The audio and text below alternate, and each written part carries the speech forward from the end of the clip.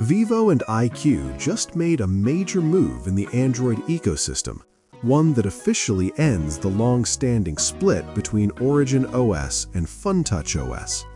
But behind the polished announcements and rollout timelines, the reality for users has been a bit more complicated. When the brands confirmed that OriginOS 6, based on Android 16, would expand globally, they also shared an update schedule for current devices.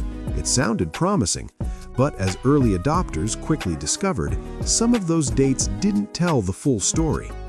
Take the iQOO 12 from 2023.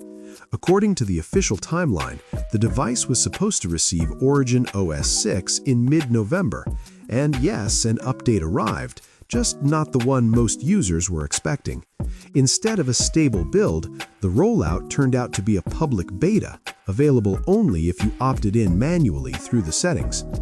Fast forward to now, and there's finally good news.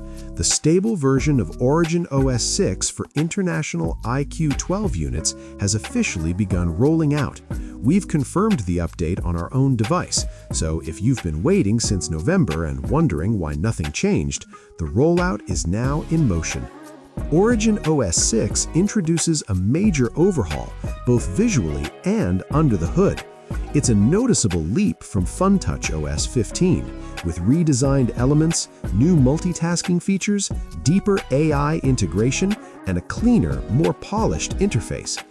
Our unit with the model number i2220 received build PD2307CF_EX_A_16.2.11.1.W20, which also includes the November 1st, 2025 security patch.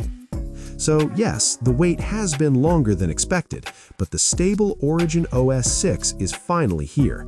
If you're using an international iQOO 12, keep an eye on your settings. Your update should be right around the corner. Thanks for watching, and don't forget to like, subscribe, and stay tuned for more tech updates.